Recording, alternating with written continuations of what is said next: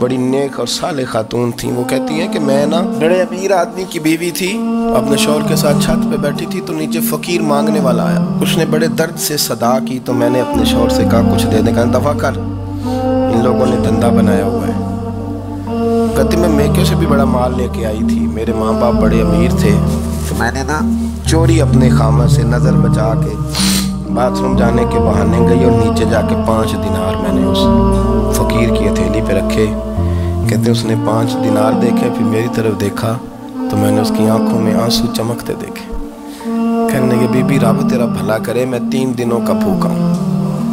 کہ وہ چلا گیا. میں گھر آ گئی, جب باہر آئی تو میرا شوہر کہنے لگا تو اتنی اب اتنی تو تیز ہو گئی ہے اور تو اتنی خود مختار ہو گئی ہے, میرے بغیر پوچھے مال خرچ کرے گی, جا تجھے 3 طلاقیں. کہتی میں بالدار اور وزادار باپ کی بیٹی تھی, طلاق لے کے گھر آئی تو میرا باپ ٹوٹ گیا, چارپائی پہ چلا گیا. اوہو یہ کیا بن گیا. کہتی بڑی تکلیف رہی. 1-2 سال کے بعد میرے ابا نے میری شادی کر دی. اب جس شوہر کے پاس گئی وہ بڑا نیک تھا, پرہیزگار تھا, اللہ نے بہترین صلہ دیا. کتنی چھت پہ بیٹھی تھی, دروازے پہ فقیر آیا, میں نے شوہر سے کہا کچھ دے دوں. کہنے لگا 5 نہ دینا, 15 دینا, 20 دینا, میں فقیر ہوں, میں نے فقر سے دولت دیکھی ہے, اسے خالی نہ لوٹانا. کہتی ہے کہ میں نیچے گئی اور جب میں نے اس کی طرف دینار بڑھائے تو میری چیخ نکلی, پیسے پھینک کے میں بے ہوش ہو کے گری. میرا شوہر نے آ کے اٹھایا, اندر لے گیا, پانی منہ پہ چھڑکا. کہنے لگا تجھے کیا ہوا. کہنے لگی یہ جو مانگنے آیا یہ میرا پہلا شوہر تھا, وہی تھا جو کہتا تھا کہ تو 5 دینار دے آئیے, جا تجھے 3 طلاقیں. پڑھو نا حدیث پاک. میرے نبی پاک علیہ السلام نے فرمایا ایک بندہ گنجا تھا.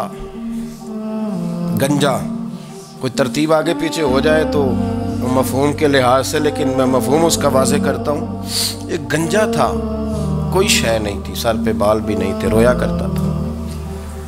اللہ تعالیٰ نے فرشتے کو بھیجا, تجھے کیا چاہیے. تو کہنے لگا بال آ جائیں اور تھوڑا مال آ جائے. فرشتے نے ہاتھ پھیرا تو بال بھی آ گئے, تو بکریاں بھی آ گئیں, لائنیں لگ گئیں, مال ہی مال ہو گئے. دوسرے کے پاس گیا, وہ کوڑا تھا, اس کو جا کے کہا کیا چاہیے. کہنے لگا شفا ہو جائے اور کچھ اللہ تعالیٰ آسانی کر دے. شفا بھی ہو گئی, گائیں بھی دے دی, بھینسیں بھی دے دی, مال ہی مال ہو گئی. پھر ایک کے پاس گیا, وہ اندھا تھا, تجھے کیا چاہیے. اس نے کہا آنکھیں مل جائیں اور کچھ ساتھ اللہ مال دے دے. اونٹ ہی اونٹ ہو گئے. جب بڑا نواز دیا تو پھر مالک نے امتحان لینے کا ارادہ کیا. یاری تیری سونا ہے پر آزمائشاں بھی تیریاں اگ. آزمائشاں تیریاں, صحیح کہہ رہا ہوں, آزمائشاں تیریاں. یاری تیری سونا ہے پر آزمائشاں تیریاں. یہ سونا پرکھیا جام دائی پہلو نہ لگاں دے لگ. اللہ نے فرمایا آزمائش کرو. سب سے پہلے گنجے کے پاس آئے, اسے کہا اللہ کے رستے میں کچھ دیکھنے لگا, میرے خرچے ہی بڑے. دیکھو تو صحیح کتنی مشکل میں وقت گزارتا ہوں, حال ہی کوئی نہیں. تو اس نے کہا میں نے تو سنا ہے تو گنجا اور بھوکا ننگا تھا. کہنے لگا میں تو جدی پشتی رئیس اعظم ہوں, تو یہ کس پاگل نے کہا ہے بھاگ جا. اس نے کہا اچھا جیسے تو تھا ویسے ہی ہو جائے. کھیت کھلیان اجڑ گئے, پھر سے گنجا ہو گیا. حضور علیہ السلام فرمانے لگے, پھر وہ اس کے پاس گیا جو کوڑا تھا, اسے کہا کچھ دے. کہنے لگا خرچے ہی بڑے. اب پوچھ لیں کسی امیر آدمی سے, کہے گا چکی کے نیچے ہاتھ ہے میرا, میرے سے زیادہ تو پریشان بندہ ہی کوئی نہیں. کیا بتاؤں آپ کو, اتنا ٹیکس ہے, اتنا جرمانہ ہے, فلانی شے, بڑا کچھ گنواتے ہیں لوگ. اس نے کہا میں نے تو سنا تو پہلے کوڑا تھا. اس نے کہا اچھا دوڑ جا, میں تو رئیس اعظم ہوں, دادا بھی پردادا بھی اور ساری نسل ہی.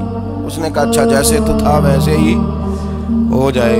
پھر وہ گیا اندھے کے پاس اور جا کے کہا اللہ کے نام پہ کچھ دے.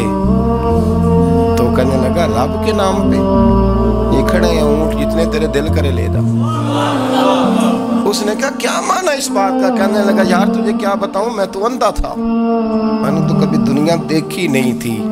پھر اس کریم نے فضل کیا تو مجھے بڑا کچھ دکھایا. میں کیا بتاؤں, میرا دل کر رہا ہے کہہ دوں کہ پھر اس نے کعبہ دکھایا, پھر اس نے روضہ رسول دکھایا, پھر اس نے ریاض الجنہ کے سجدے دکھائے, پھر اس نے اپنے محبوب کے دروازے کی رونقیں دکھائیں. اس نے بڑا کچھ دیا, اس نے بڑا نوازا. میرے پاس تو شاید میں بدکار پرانا خادم, کسے در ملی نہ ٹوئی, تے واصف یار نے نظر جو کی تھی پھر واصف ہی ہوئی، یہ تو اس کا کرم ہوا۔ تو یہ وہ کہنے لگا تو اللہ کے نام پہ جان مانگ، میں وہ بھی دینے کو تیار، میرے پر تو شے ہی کوئی نہیں تھی، مجھے تو اپنا پتہ ہے، میں تو کوئی شے نہیں تھا، کچھ نہیں تھا میرے پاس، یہ تو ان کا کرم ہے کہ رخ ان کا ادھر ہے، اور مختصر سی میری کہانی ہے، یہ جو بھی ہے ان کی مہربانی ہے۔ تو وہ کہنے لگا میں بھی کچھ لینے نہیں آیا تھا، تیری آزمائش ہی کرنے آیا تھا، تیری عزتیں بھی سلامت رہیں گی، تیرا مال بھی سلامت رہے گا، تیری شفا بھی۔ اپنی زندگی میں کبھی بھی اللہ کی بارگاہ سے توجہ ادھر ادھر نہ کریں، چھوڑے لوگ کیا کر رہے ہیں، دنیا کیا کہہ رہی، کبھی بھی اپنی توجہ دائیں۔ ہمارا یہ مسئلہ بن گیا کہ ہماری سیاست ہے، ہماری دنیا داری ہے، ہم بندوں کو راضی کرنا چاہتے ہیں، ہم دیکھتے ہیں کون کس طرح، اور آپ یقین کریں آپ تھک جائیں گے، بندے راضی نہیں ہوں گے، وہ نہیں راضی ہوتے، آپ ان کو منا کے لائیں گے تو ادھر والے نکل جائیں گے، ادھر کو منائیں گے تو ادھر والے نکل جائیں گے۔ اس چکر سے باہر آئیں، اس رب کو راضی کریں جو فرماتا ہے ان الذین آمنوا وعملوا الصالحات سیجعل لهم الرحمن ودا۔ فرمایا تو ایمان لانے کے بعد نیک عمل کر، میں لوگوں کے دلوں میں تیری محبت پیدا کر دوں گا، رحمان لوگوں کے دلوں میں محبت ڈال دے گا، اللہ لوگوں کے دلوں میں۔ اپنی نظر ہمیشہ اپنے رب پہ رکھیں، اتنی لمبی چوڑی دنیا داروں سے امیدیں نہ وابستہ کریں۔ میں نے دیکھا ہے لوگ کاسا لیسی کرتے ہیں، کبھی اس کے دروازے پہ کبھی اس کے دروازے پہ، ان چکروں سے باہر آئیں اور اپنے رب کی بارگاہ کی طرف توجہ کریں، استغفار شوق سے پڑھا کریں، اور اکیلے میں نا، اکیلے میں حضرت رئیس المتکلمین مولانا نقی علی خان صاحب رحمۃ اللہ نے لکھا ہے کہ فرعون 500 سال حکومت کر گیا، یہاں تو 5 سال کی حکومت کی پیر لڑکھڑاتے ہیں، 500 سال۔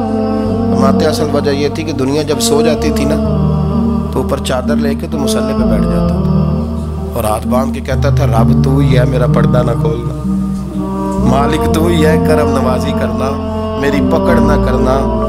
وہ بے ایمان ہو کے اگر 500 سال ہاتھ باندھے تو گزارا کر لیتا ہے، تو ایماندار ہے۔ پر مسئلہ یہ ہے کہ تو رات کو بکل مار کے ہاتھ نہیں نہ باندھتا، تو محنت نہیں کرتا، تو استغفار نہیں کرتا، توبہ کریں تو بچے رہیں۔ وہ اتنی لمبی حکومت کر گیا جو کہ رات کو کہتا تھا مالک رب تو ہی ہے، لیکن مہربانی فرما، میری پکڑ نہ فرما، تو اللہ نے تو اس کو مہلت دے دی۔